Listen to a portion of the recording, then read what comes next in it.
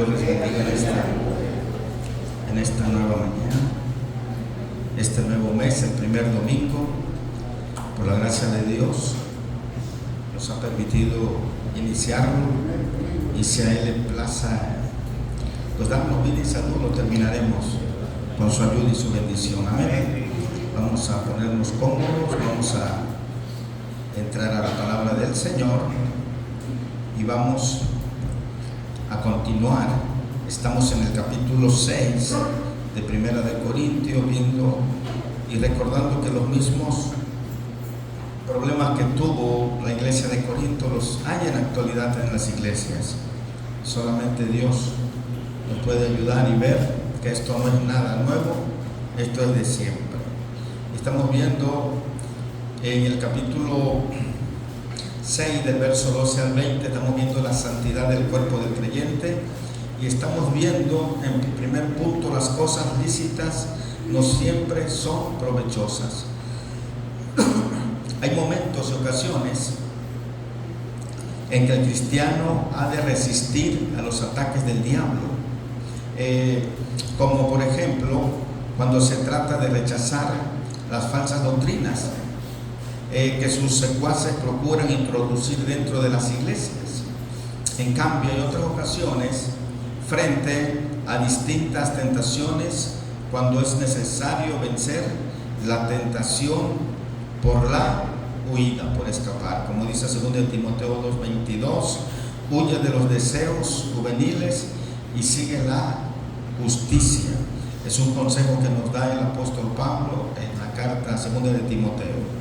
Entonces, aquí en términos parecidos, manda terminantemente a huir de la fornicación. Tratándose de esta tentación, el diablo tiene un aliado que son en los deseos naturales, que son legítimos en el matrimonio y muy peligrosos fuera de él. Que nadie se crea fuerte en esta parte, sino que buscando la ayuda del Señor podamos huir de la ocasión. Y es evidente que otros pecados como la gula, la borrachera, también afectan adversamente al cuerpo del hombre.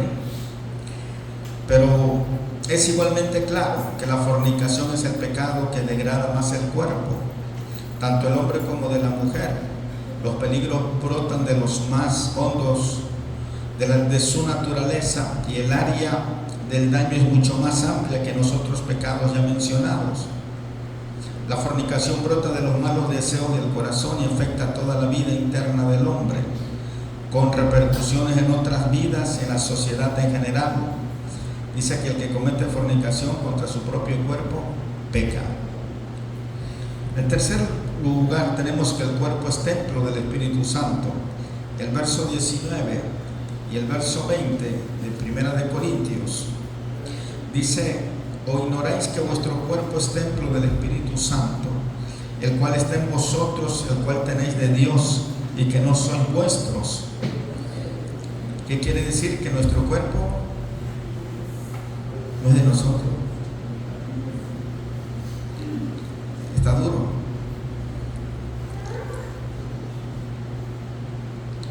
Porque habéis sido comprados por precio. Glorificad pues a Dios en vuestro cuerpo y en vuestro espíritu, los cuales son de Dios.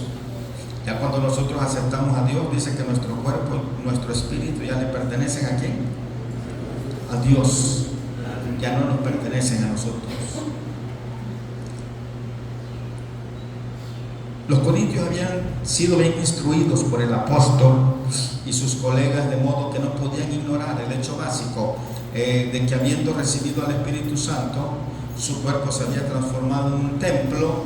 Y al comentar una referencia similar en Primera de Corintios capítulo 3 verso 16, que ya vimos esta porción nosotros: ¿o no sabéis que sois templo de Dios y que el Espíritu de Dios mora en vosotros? Hace una pregunta aquí.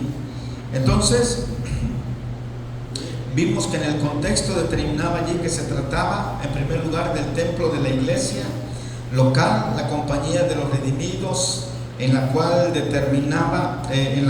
el Espíritu de Dios moraba y manifestaba su presencia. Y aquí esto que estamos hablando en el capítulo 6 ya habla se trata sobre la persona, sobre el individuo, que ya vimos en su tiempo que este es templo del Espíritu Santo aquí. Pero ahora en el capítulo 3 eso vimos, pero en el capítulo 6 estamos hablando de nosotros, y que la sublime declaración se relaciona con las enseñanzas sobre la pureza sexual por la obra de la redención del creyente, porque dice que es comprado por precio. Dice el verso 20, el precio sin límites de la sangre de Cristo, hermanos, hallándose por consiguiente bajo el señorío de Cristo. Hemos recibido el don del Espíritu Santo, llega a ser un medio para la manifestación de la gloria de Dios en este mundo, siendo santuario dedicado al servicio del Omnipotente. O sea que nuestro cuerpo debe ser dedicado al servicio de Dios. ¿Okay? Y llegamos otra vez al solemne pensamiento del que al libertinaje viene a ser un sacrilegio que envilece el templo de Dios, mientras que el creyente es llamado a glorificar a Dios en su cuerpo. Y número 4 dice, o no sabéis, o ignoráis, en otras palabras, los cristianos enseñados en la palabra estamos bajo obligación de familiarizarnos con los postulados de nuestra fe. En el curso de los capítulos 5 y 6 el apóstol emplea la pregunta de nuestro epígrafe 7 veces. O sea, la palabra epígrafe es un resumen que suele preceder a cada uno de los capítulos de una obra literaria o a un discurso o escrito, así se llama así quiere decir esta palabra, epígrafe, y serviría de un buen repaso de las enseñanzas de esta porción si volviéramos a considerar aquellos y puntos de doctrinas y de práctica que los corintios debieran haber conocido y estaban en peligro de olvidar o de descuidar.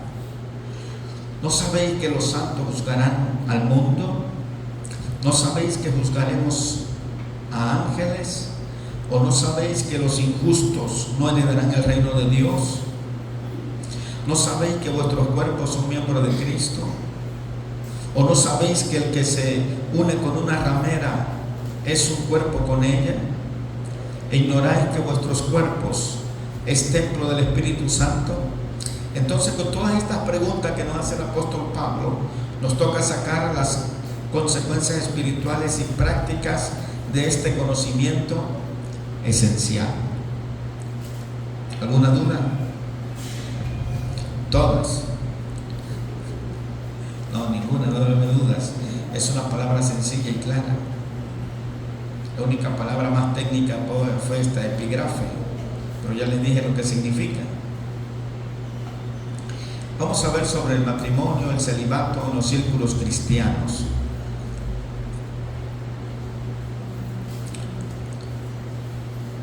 Igual que en otros pasajes de esta epístola, la interpretación del capítulo 7 sería más fácil si tuviéramos delante de la carta que los corintios habían escrito a Pablo.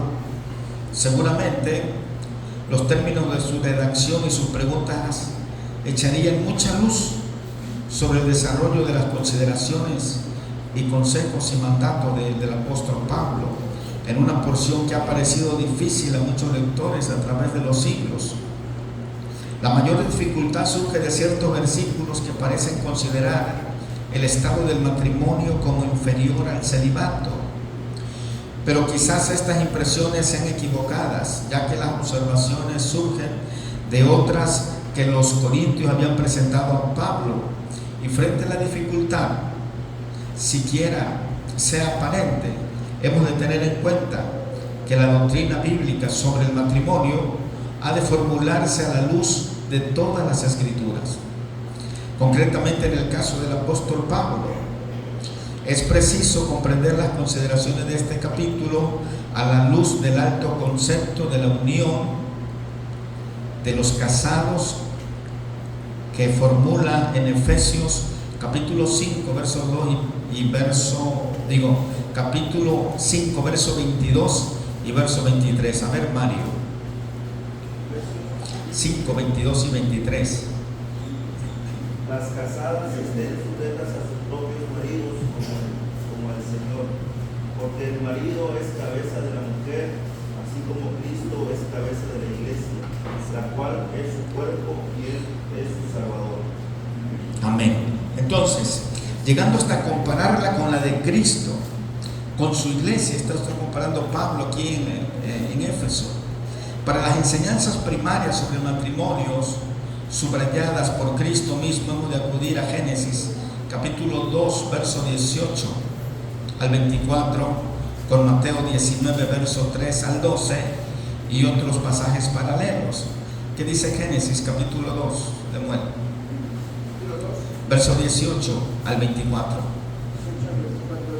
Y dijo Jehová Dios: no es bueno que el hombre esté solo le haré ayuda idónea para él. Jehová Dios formó pues de la tierra toda bestia del campo y toda ave de los cielos, y las trajo a Adán para que viese cómo las había de llamar. Y todo lo que Adán llamó a los animales vivientes, este es su nombre. Y puso Adán nombre a toda bestia y ave de los cielos y a todo ganado del campo, mas para Adán no se halló ayuda idónea para él. Entonces Jehová Dios hizo caer sueño profundo sobre Adán, y mientras éste dormía, tomó una de sus costillas y cerró la carne en su lugar. Y de la costilla que Jehová Dios tomó del hombre, hizo una mujer y la trajo al hombre. Dijo entonces Adán: esto es ahora hueso de mis huesos y carne de mi carne. Esta será llamada varona, porque del varón fue tomada. Por tanto, dejará el hombre a su padre y a su madre, y se unirá a su mujer, y serán una sola carne. A ver, Josué, Mateo 19, verso 3 al verso 12. Mateo 19, verso 3 al verso 12. Entonces vinieron a él los fariseos, tentándole y diciéndole: ¿es lícito al hombre repudiar a su mujer por cualquier causa? Él respondiendo les dijo: ¿no habéis leído que él los hizo al principio, varón y hembra los hizo? Y dijo: por esto el hombre dejará padre y madre y se unirá a su mujer, y los dos serán una sola carne. Así que no son ya más dos, sino una sola carne. Por tanto, lo que Dios juntó, no lo separe el hombre. Le dijeron: ¿por qué, pues, mandó Moisés dar carta de divorcio y repudiarla? Él les dijo: por la dureza de vuestro corazón, Moisés os permitió repudiar a vuestras mujeres, mas al principio no fue así. Y yo os digo que cualquiera que repudia a su mujer, salvo por causa de fornicación, y se casa con otra, adultera. Y el que se casa con la repudiada, adultera. Les dijeron sus discípulos: si así es la condición del hombre con su mujer, ¿no conviene casarse? Entonces él les dijo: no todos son capaces de recibir esto, sino aquellos a quienes es dado. Pues hay eunucos que nacieron así del vientre de su madre, y hay eunucos que son hechos eunucos por los hombres, y hay eunucos que asimismo se hicieron eunucos por causa del reino de los cielos. El que sea capaz de recibir esto, que lo reciba. Gloria a Dios, amén. Y el apóstol, perdón, Jesús fue claro. Mucha gente se confunde en los términos, pero fue claro. Por ejemplo, en el área cristiana, el que cometió adulterio no puede casarse, porque vivirá en adulterio toda su vida. El que fue engañado o engañada, esa sí puede casarse, dice la palabra. Está claro, no hay mucho que hablar sobre ese tema. No podemos andarle buscando, no. Jesús fue claro en todas las cosas. Entonces, hablando como cristianos, hay gente que viene a convertirse pero eso fue en su vida pasada. es diferente, ¿me entiende? No podemos estar sobre ellos en esta situación. ¿Por qué? Porque se lo hicieron por ignorancia, sin conocer, Dios lo sabe. Entonces, no podemos tampoco. Pero ya cuando un cristiano viene, se casa y deja a la mujer por otra, bíblicamente él no puede casarse. Y es que el Señor me perdonó, aunque te den una profecía, aunque te den lo que sea, está más escrito, vale lo que está escrito. ¿O no? Por eso, ese es el cuidado.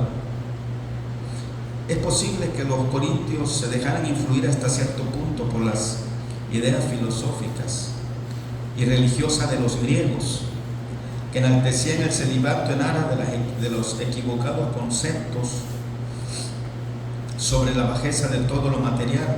O sea, en otras palabras, los griegos decían que el cuerpo era una basura, que esto pues, se iba a perder todo, ¿me entiendes? Por eso hablaban de esta manera, ese era el pensamiento de ellos, incluido el cuerpo humano. Y eso es más probable que en su carta los corintios hubiesen enfatizado la conveniencia de casarse todos los hermanos en vista del bajo nivel moral de la sociedad de Corinto, que constituía un peligro constante para los solteros. Quizás los hermanos habían presentado ideas sobre estos dos extremos, que era el casado y era el soltero, preguntando cuáles serían las apropiadas en su caso. Quizás todo en su carta que le mandaron al apóstol Pablo, quizás todo eso decía. Pero como empezamos diciendo, nosotros no tuvimos acceso a ese material, sino íbamos a saber las preguntas que le formularon al apóstol Pedro, y por esa razón el apóstol Pablo, y por eso el apóstol Pablo escribió de esa manera. ¿Ok? ¿Sí me entiende? Fue la respuesta que le está dando aquí en su carta. Entonces, quizás muy importante para una recta interpretación es la consideración del sentido de la necesidad que apremia, que menciona en el versículo 26 de este capítulo 7 de Primera de Corintios. Parece corresponder a algo especial que ocurría en Corinto, y no solo la posibilidad general de la persecución. Si supiéramos más de estas circunstancias especiales por las que estaban pasando, podríamos apreciar mejor los consejos que el apóstol Pablo da en relación con ellas. En segundo lugar, hay unos principios fundamentales. Número 1, dice: el hermano o la hermana es libre de casarse o no. Si se quiere casar, que se case, y si no, también, a la edad que sea, no importa, con tal de que sea en el Señor, dice la palabra. Según Pablo mismo, el prohibir casarse es una herejía.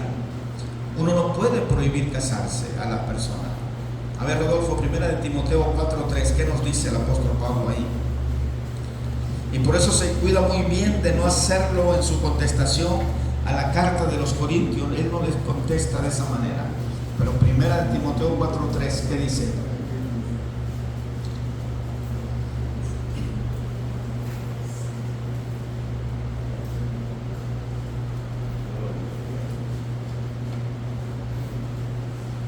Prohibirán casarse y mandarán abstenerse de alimentos que Dios creó para que con acción de gracias participasen de ellos los creyentes y los que han conocido la verdad. ¿Quiénes prohibirán casarse? Pues los falsos pastores, los falsos maestros, los falsos profetas, todo lo falso. Sí, pues todos ellos, los curas y todo ello ahí van. Todo. Si te quieres casar, adelante. Y si no te quieres casar también, no pasa nada. Por eso tenemos que tener bien en claro la palabra y conocerla. Porque a veces no sabemos la palabra y la aplicamos de una manera incorrecta a las personas incorrectas también. Entonces, en segundo lugar, el matrimonio es lo normal en este mundo de maldad. Es lo que dice 1 de Corintios 7:2. pero a causa de las fornicaciones cada uno tenga su propia mujer y cada una tenga su propio marido. El matrimonio es lo correcto para todo hombre y mujer sobre esta tierra. Bueno, recuerde que les dije en una ocasión que el hombre, si se queda solo, es un ser incompleto. Una mujer, si se queda sola, es una mujer incompleta también, porque Dios dijo que no era bueno que el hombre estuviera solo. Iba a ser una ayuda idónea, y eso hay que buscarlo, como lo buscó Saúl.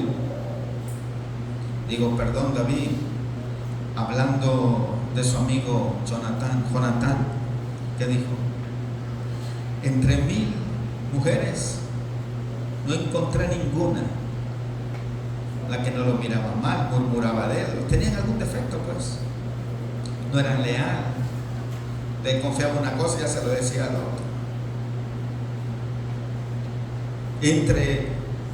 Entre los hombres solo encontró a Jonatán, a un amigo de verdad, Entonces, el matrimonio es lo normal en este mundo de maldad. Así que no se sorprenda cuando alguien se vaya a casar el día de mañana aquí en la iglesia. Es normal.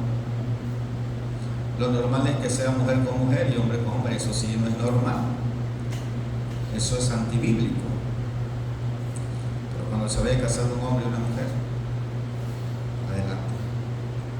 En tercer lugar, Pablo se preocupa por el servicio de los hermanos, y solo desde este punto de vista ve que la libertad es conveniente. Sin duda, la iglesia de los tiempos apostólicos vivía en la expectación constante de la segunda venida del Señor. Creo que fue el tiempo cuando más se esperaba la venida del Señor. Ahorita se están haciendo patente las palabras de Jesús, que vendrían hambres, guerras, pestes, terremotos, pero no es el fin. Pero no sabemos qué vaya a suceder. Recuerden que la mayoría de teólogos, pastores, están hablando que lo que sigue es el arrebatamiento de la iglesia. El arrebatamiento de la iglesia. Pero son muy pocas voces que se escuchan. Y el detalle no es que Dios vaya a venir o no vaya a venir. El detalle es preguntarnos: ¿estoy preparando? ¿Estoy preparado para ese advenimiento? ¿Estoy preparado? ¿O me estoy preparando para ese advenimiento? Yo me estoy preparando, porque cada día son diferentes. Porque yo digo, yo estoy preparado, pero ayer me preparé, pero hoy, y me agarre la muerte no preparado, me maten peleando con la gente. O sea, por eso dice: si el justo al final, en el día de su muerte, vuelve atrás o no está en comunión con su Señor, no se va a salvar. Y el impío en el último momento se va a salvar si reconoce que Jesucristo es su Señor y Salvador. Por eso tenemos que estar. Por eso la iglesia en aquel tiempo esperaba la venida de Jesús. La venida de Jesús. Ellos también sufrieron persecución. Recuérdense de Roma, los emperadores. La Biblia habla de César, de Nerón, habla de esos emperadores. El apóstol Pablo, la historia también habla de los emperadores. Entonces, ellos estaban peor que nosotros. Nosotros tenemos una libertad para buscar al Señor todos los días de la semana, pero lo hacemos, solo Dios lo sabe, porque esto es personal. Y si no, pues vamos a hacerlo, sigámoslo haciendo, porque no queremos que nos sorprendan, y por eso tenemos que estar al pendiente de las noticias, saber lo que está pasando, porque cuando nos toquen situaciones, a nosotros quizás una bomba ahorita no nos llegue, un misil hipersónico, son hipersónicos, imagínense. alta tecnología. No nos va a llegar, pero nos pueden llegar las pestes, las enfermedades, la escasez. Mira, ahorita todo está subiendo otra vez. Todo. Usted va a la central de abasto en la mañana, gente recogiendo, mucha gente recogiendo, que un tomate, que una cebolla, que un chile, lo que encuentre, de diferente. Vemos gente bien y vemos gente más amolada. Y pero como en todo hay círculos mafiosos. Yo conozco una señora que a veces pasa aquí, una marina con su triciclo, vende cebolla, tomate. Bueno, es que ese con los trabajadores de ahí, tírame una cajita de tomate, de cebolla, que no se dé cuenta el patrón y ya sabes. Lo tiran en la basura y al rato vaya, pues, no, él dice, cuando alguien no, eso no. Eso no cualquier pepenador, pues, porque ya saben. Dan cosas amafiadas a personas también. Eso es donde quieren, todos los círculos se dan. Pero la iglesia estaba esperando la venida del Señor.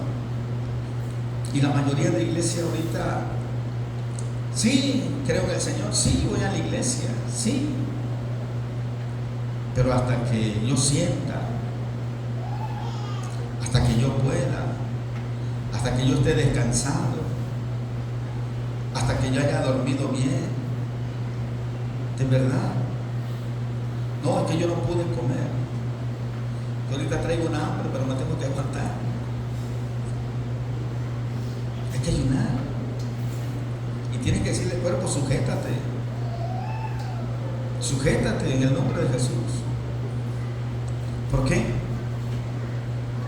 Porque nosotros sabemos que todo es un complemento, oración, ayuno, lectura de la palabra, para que cuando ministres a alguien, Dios te respalde, Dios te conteste, Dios haga lo que vaya a hacer en la vida de las personas.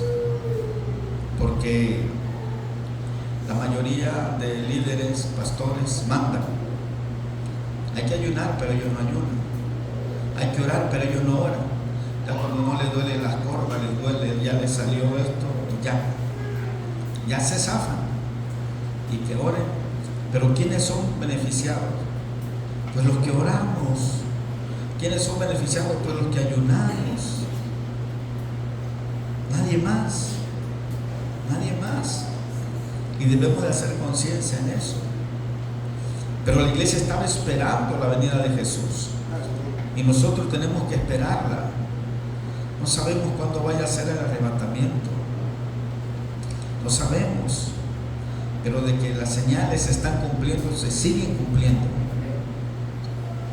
Y que esto va a llegar a un fin, sí, pero no sabemos cuándo. Aquí lo importante es estar velando y orando como las vírgenes prudentes. Las vírgenes prudentes. Dice que también cabecearon en un momento. Pero cuando vieron que el esposo demoraba, no. Vamos a prepararnos porque en cualquier momento puede aparecer. Y por todo lo que está sucediendo ahorita, nosotros debemos prepararnos porque cualquier cosa puede suceder a favor del pueblo que es fiel, a favor del Hijo de Dios que está esperando la venida del Señor. Lo que tendría a quitar importancia del testimonio a largo plazo de la familia cristiana, ellos se enfocaron más a esperar la venida del Señor, puesto que los guías se habían fijado tanto de la brevedad del tiempo que quedaba para la extensión del Evangelio. Pablo quiere que los hermanos trabajen en lo espiritual sin estorbo. Por eso él hablaba, y vamos a verlo todo sobre el matrimonio. Si usted lee este capítulo 7 va a ver por qué razón Pablo hablaba así. Porque ellos esperaban ya la venida de Cristo. Esperaban la segunda venida de Cristo en ese momento. ¿Cuáles fueron las cuestiones tratadas? Punto número 3. El celibato es honorable, que quiere decir calón, pero el matrimonio es lo normal. Y dentro de este estado, marido y mujer tienen deberes que han de cumplir. Se excluyen uniones platónicas o espirituales.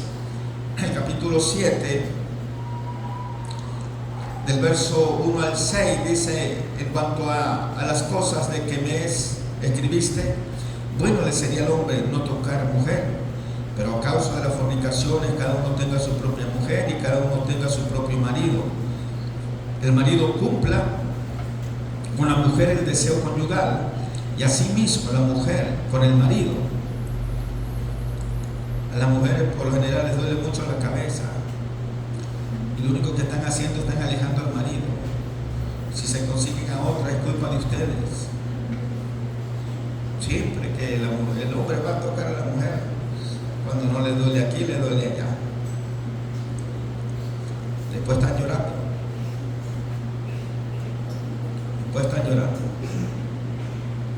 La mujer no tiene potestad sobre su propio cuerpo, sino el marido, ni tampoco tiene el marido potestad sobre su propio cuerpo, sino la mujer. Y este es un problema que se ha visto en todos los matrimonios.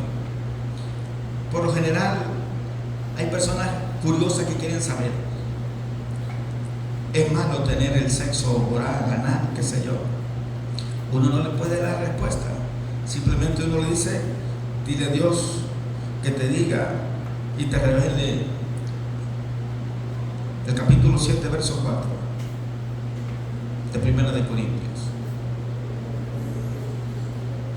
La mujer no tiene potestad sobre su propio cuerpo, sino el marido, ni tampoco tiene el marido potestad sobre su propio cuerpo, sino la mujer. Y hay mucha gente curiosa haciendo preguntas, pero pregúntele a Dios, al Espíritu Santo, hasta donde hay límites. Yo ya le dije, me gusta estudiar algo, y lo único prohibido en el pueblo de Israel y en el matrimonio es que el hombre eyacule fuera del cuerpo de la mujer. Eso está establecido. Cuando Onán, Dios lo mató a él por esa razón, porque su cuñada se había muerto, su hermano de Onán, y en aquel tiempo el siguiente hermano tenía, aunque estuviera casado, tenía que tener unión conyugal para dejarle descendencia a su hermano, para que la heredad no fuera traspasada a otros extraños, sino para que fuera y se quedara ahí. Entonces Dios le dijo, conforme a las leyes establecidas que Dios estableció, y entonces Onán no quería darle descendencia a su hermano. Había dicho: mejor que pierda todo, me agarro yo su esa y que no le haya descendencia a sus tierras. Y Dios desagradó esto de Onán y le quitó la vida. Para alguien es algo fácil, simple, pero para Dios no. Entonces el pueblo de Israel, de acuerdo a la Torá, de acuerdo a sus todo lo que ellos manejan, a la Cabala, a sus manejan muchos libros ellos. Dice que para Dios eso es lo único pecado en el matrimonio, porque está establecido, está escrito por Dios, y lo demás dice que no, porque la Biblia es clara, pero cada quien lo maneja como quiere. O sea, yo tampoco yo más estoy diciendo lo que poquito que sé, pero yo no estoy imponiendo nada ni pensando nada tampoco. Entonces, no os neguéis al uno al otro, a no ser por algún tiempo de mutuo consentimiento, para que ocupaos sosegadamente en la oración y volved a juntaros en unos para el otro, para que no os tiente Satanás a causa de vuestra incontinencia. Está claro también este versículo. Si un matrimonio se pone, vamos a orar 2 días y ayunar, nada de relación sexual ahí, hasta que terminen ese periodo. Entonces sí dice: únanse para que el diablo no los vaya a tentar con otra persona, a la mujer con otro hombre y al hombre con otra mujer. En Dios todo es en orden, tiene un orden. Esa es la única manera, la única forma en que se puede negar uno al otro, cuando estén de acuerdo, buscando a Dios en ayuno y oración. ¿Sí me entienden? Y dice, volveos a juntarnos en el uno y el otro. O sea, está diciendo, vuelvan a tener relaciones conyugales como son marido y mujer. Recuerde que esto es santo en el matrimonio, es santo. Mas esto digo por vía de concesión, no por mandamiento. Quisiera más bien que todos los hombres fuesen como yo, o sea que de estar soltero, pero cada uno tiene su propio don de Dios, uno a la verdad de un modo y otro de otro. Digo pues de esta manera, digo pues a los solteros y a las viudas que es bueno les fuera quedarse como yo, pero si no tienen don de continencia, cásense, pues mejor es casarse que estarse quemando. Entonces, pero a los que están unidos en matrimonio mando no yo, sino el Señor, que la mujer no se separe del marido. Si alguien viuda, soltero, quiere estar así, adelante, no pasa nada. Pero el matrimonio, usted no que esté casado, yo no puedo llevar a mi mujer, no. Va a dejar la obligación. No se separe, dice. No se separe hasta que crezca, no sin payates. Tienen que estar ahí. Pero los que están unidos en matrimonio, mando, no yo, sino el Señor, que la mujer no se separe del marido. Y si se separa, quédese sin casar. O reconcíliese con su marido, y que el marido no abandone a su mujer. Hay dos cosas: si se separa, no se vuelve a casar ni el hombre ni la mujer. Vamos a suponer un matrimonio mixto, que una mujer quiera seguir al Señor y el marido no, o el marido sí, la mujer no. Si quieren pueden separarse, pero hay una condición: no porque se separe el hombre se puede, o sea, si tú eres cristiano, tú no te puedes casar, pues ya me separé de mi mujer, no, tienes que quedarte así. Y si tú ves que se te hace difícil lavar, cocinar, planchar y lavar y todo lo que hace la mujer, pues me voy a recoger con mi mujer, o sí que la amo. Así de fácil. O la mujer, es que no me alcanza, bueno, pues, voy con mi marido porque sé que me va a dar dinero para la papa, y ahí sí no sufriré de comida, no voy a estirar 2 o 3 pesos, no. Entonces hay muchas conveniencias por el cual, pero como cristiano uno no puede separarse nada más porque, como decía el hermano, contaba una anécdota de un hermano, ¿no? que le dijeron, creo que ya estaba grande, que se iba a casar, pero él quería que se iba a casar con una más joven, dice, con la misma. Pues con la misma. Pues por eso creo que cuando le dijeron con la misma, dice,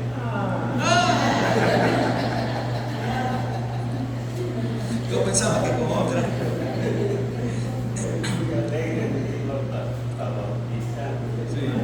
como sabía que era unión libre, Sí, y se tiene usted que casar. Sí, ¿cómo no? sí. ¿Y con quién voy a casar? Pues con su esposa, con la misma.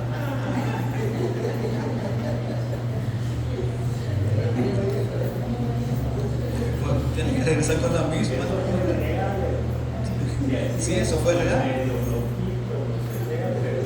Fue real. Sí, no es cuento, fue real. Conozco al hermano, ya murió, pero fue real. Y si se paran, pues deben ser fuertes hasta que venga el Señor por ustedes.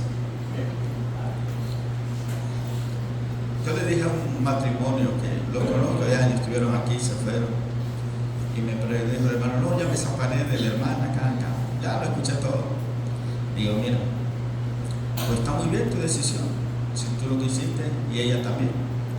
Pero sí te digo una cosa, la palabra dice que no te puedes casar, no te puedes casar, porque aquí no hubo ni adulterio de ninguno de los dos. Simplemente llegaron a un acuerdo, así como dice, sepárese. El detalle es que ella traía todo, creo, entretejido, porque al poco tiempo ya lo vi con una mujer y una niña. Y digo, este me engañó, pero yo ya se la menté primero. Pues sí, pero yo ya le avisé. Dice que uno, si le habla a una persona, tú lo puedes salvar, pero si ya no quiere, pues ese es el problema de él. Pero entonces digo, no te puedes casar, y si no puedes estar solo, pues regresa con ella, pues soportala por las razones que sean, que tú creas conveniente. Yo no lo sé, porque si no hubo, lo principal, porque se deja una persona, porque la ha engañado, ¿no? Pero simplemente, después de tantos años de casado, había una incompatibilidad de caracteres. Entonces, ya a esta altura, fijándose, digo, pero bueno, quédate solo entonces, y sé fiel al Señor. Sí, pero le era fiel a la otra que ya. Ay, Dios.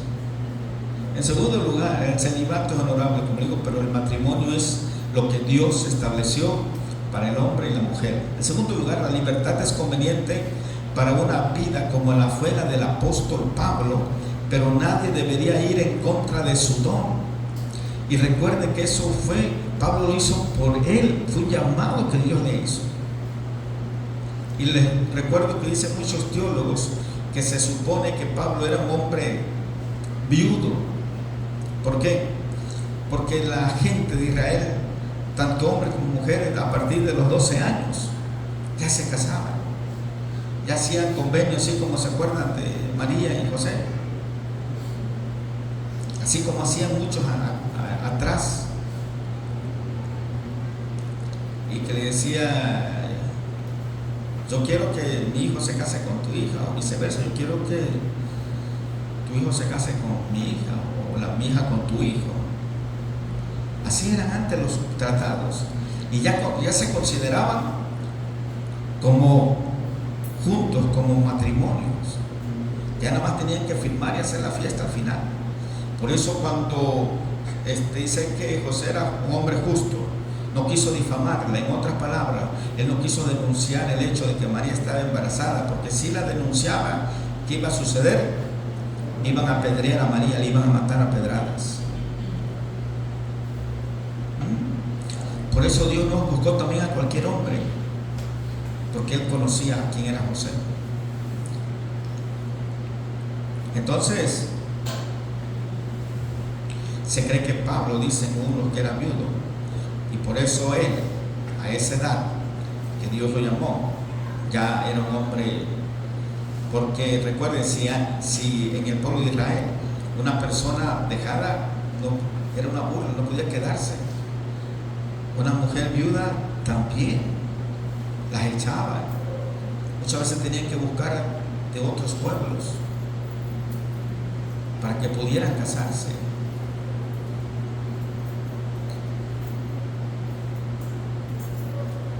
Entonces, inclusive la palabra de Dios valía tanto que, si se acuerdan de Judá con esta mujer, una nuera, ¿se acuerdan? Tamar, ¿se acuerdan de Tamar? Se murió un hijo de Judá, y como la costumbre era que el siguiente iba a ser, tenía que darse la fuerza, y él le dijo, su hijo todavía estaba, quizás era un adolescente, 10 años, 12, 15 ya. Y dijo, deja que crezca un poquito más como los pollos, y te la voy a dar. Entonces Judá se fue a su casa. Él estuvo guardado allá con su familia, pero ella vio que ya el muchacho había crecido, se había hecho hombre, y Judá no se la daba. ¿Se acuerdan? ¿Cómo se vistió ella?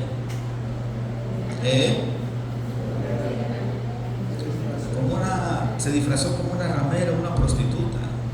¿Y quién fue el que fue allá? Judá. Pero ella le dijo, dame tu báculo, dame tu anillo, dame la prenda para que cuando tú vengas y me traigas el dinero. Pero cuando Judá se enteró de que la mujer estaba embarazada, se airó y dijo que le iban a matar, a apedrearla en el pueblo. ¿Y qué le dijo Tamar? Que reconociera las prendas. Y él entonces reconoció. Era más justa ella que él. Así que abusados. Continuamos. Los lazos matrimoniales son indisolubles. que está ahí en el capítulo 7, del verso 7 al 11, que ya leímos. Entonces, número 3, durante la extensión del Evangelio por las provincias del imperio había surgido un problema nuevo. ¿Qué pasa si se convierte el marido o la esposa dentro de un matrimonio ya consumado, quedando el otro cónyuge dentro del paganismo? ¿Qué pasa? Pablo le da una decisión apostólica sobre este nuevo caso y determina que el cónyuge convertido no ha de apartarse si el otro no quiere deshacerse del matrimonio. ¿Sí me entiende? Por ejemplo, el que tiene un marido que no es inconverso, si él no quiere dejarla por ella ser cristiana, mucho mejor, adelante, vivan feliz. ¿Sí? Porque el que quiere destruir la familia, ¿quién es? Satanás. Por eso tenemos que orar: Señor, no permita que el enemigo disuelva las familias. No importa que sean pecadoras, no importa que no le conozcan, pero el enemigo sabe que si destruye a la familia, destruye la sociedad, destruye la iglesia y destruye todo lo por venir.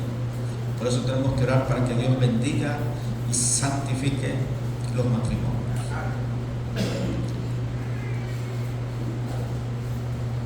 Número 4, en general, los hermanos han de permanecer en los estados sociales o raciales que les son propios, con referencia especial a la circuncisión y a la esclavitud.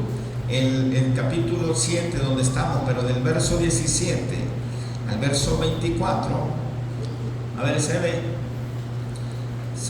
1 de Corintios 7, del 17 al 24. Pero cada uno como el Señor le repartió, y como Dios llamó a cada uno, así haga. Esto ordenó en todas las iglesias. Fue llamado alguno siendo circunciso, quede circunciso. Fue llamado alguno siendo incircunciso, no se circuncide. La circuncisión nada es, y la incircuncisión nada es, sino el guardar los mandamientos de Dios. Cada uno en el estado en que fue llamado, en él se quede. Fuiste llamado siendo esclavo, no te dé cuidado, pero también si puedes hacerte libre, procúralo más, porque el que en el Señor fue llamado siendo esclavo, liberto es del Señor. Asimismo, el que fue llamado siendo libre, esclavo es de Cristo. Por precio fuisteis comprado, no os hagáis esclavo de los hombres. Cada uno, hermanos, en el estado en que fue llamado, así permanezca para con Dios. Amén. Dice que, pero el esclavo debe de procurar la libertad si esto le es posible.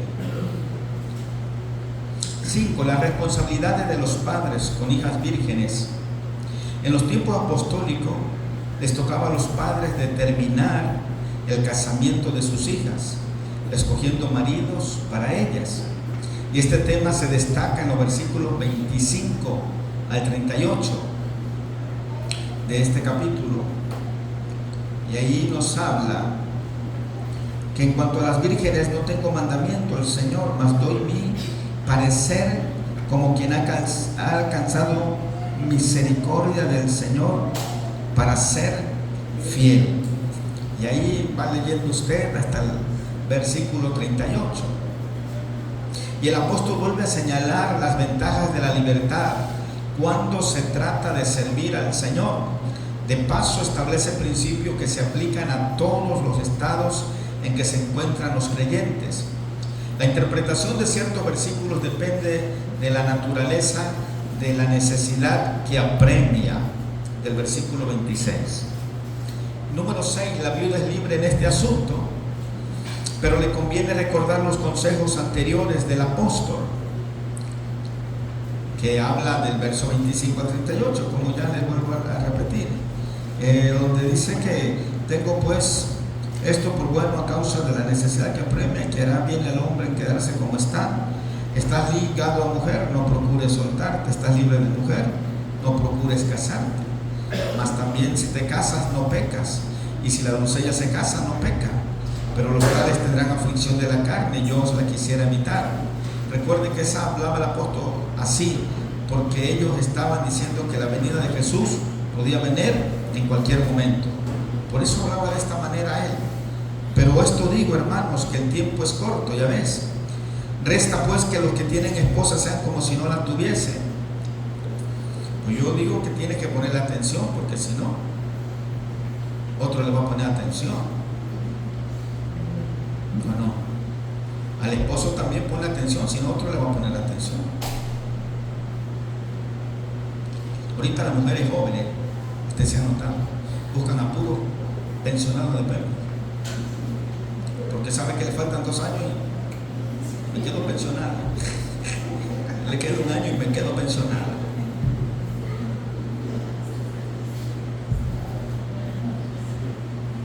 Y las pensionadas del PP, mejor no digo. Te deja el gobierno sin nada. Entonces, y los que lloran como si no llorasen, y los que se alegran como si no se alegrasen. Recuerdo que estos son, dijo Pablo, estos son concesiones mías, son mis pensamientos. Hablando de estos asuntos que estoy hablando, del 35 en adelante, del 25 en adelante, perdón. Y los que lloran como si no llorasen, y los que se alegran como si no se alegrasen, y los que compran como si no poseyesen, y los que disfrutan de este mundo como si no los disfrutasen, porque la apariencia de este mundo se pasa. Quisiera pues que estuviese sin congojas. El soltero tiene cuidado de las cosas del Señor, de cómo agradar al Señor, pero el casado tiene cuidado de las cosas del mundo, de cómo agradar a su mujer. Hay asimismo diferencia entre la casada y la doncella. La doncella tiene cuidado de las cosas del Señor, para ser santa, así en cuerpo como en espíritu, pero la casada tiene cuidado de las cosas del mundo, de cómo agradar a su marido. Esto lo digo por vuestro provecho, no para tender los lazos, sino para lo honesto y decente, para que sin impedimento os acerquéis al Señor. Pero si alguno piensa que es impropio para su hija virgen que se pase ya de edad y es necesario que así sea, haga lo que quiera, no peca, que se case.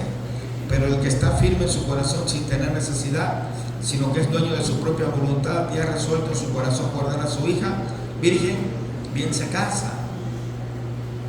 Esto puede ser contraproducente, ¿sí?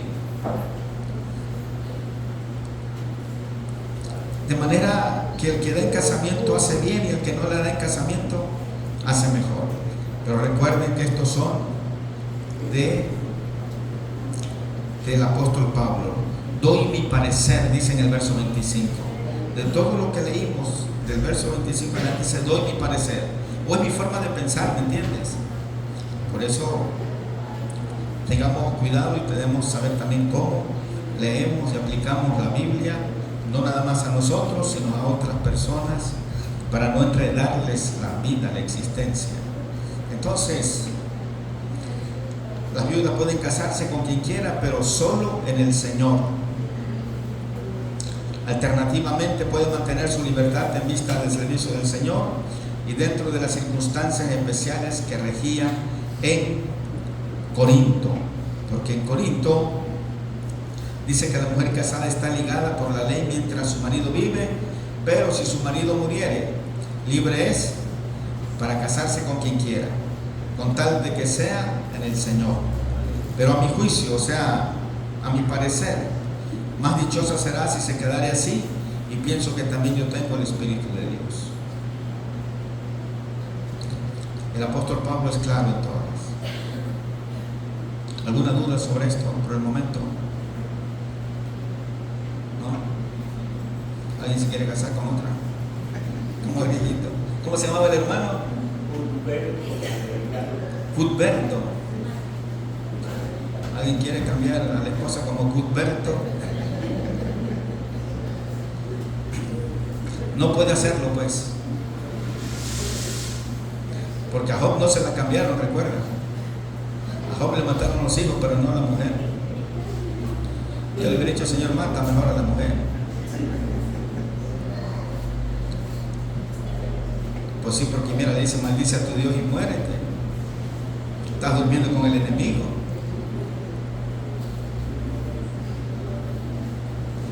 también a los hijos. Las mujeres me vean de lejos, pero me van a ver. Yo creo que recuerden que la iglesia de Corinto le manda unas cartas al apóstol Pablo, y entonces el apóstol Pablo le da la contestación en este capítulo 7, versos 1 y 2. En cuanto a las cosas que me escribiste, dice Pablo. Pablo le está diciendo a la iglesia de Corinto: ustedes me enviaron cartas a sus preguntas y yo les voy a contestar de acuerdo a las preguntas que me hicieron. ¿Sí? Ahí dice el verso 1. Pero en cuanto a las cosas que me escribiste, él les da su respuesta y la vamos a ver para el siguiente, porque ya es hora. Vamos a parar en este momento, porque vamos a ver la contestación a esta carta, porque el apóstol Pablo le da una contestación breve a una pregunta de la carta, ignorando nosotros la forma en que de redactarse la consulta. Por eso la contestación de Pablo es breve y es contundente, tratándose de la primera vertiente del celibato y la segunda más extensa del estado de los casados. Así que pónganse de pie, vamos a orar y vamos a continuar para el próximo domingo, si Dios nos lo concede.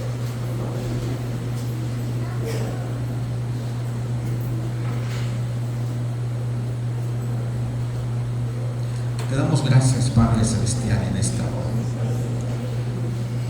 Ayúdanos a entender, a comprender tu palabra cada día, Señor. Más en esta área del matrimonio, Señor. Más en esta área, Señor, del celibato. Te pedimos en esta hora que seas tú, Señor, dirigiéndonos, enseñando, y que sigamos aplicando tu palabra. Porque si aplicamos tu palabra no nos vamos a perder.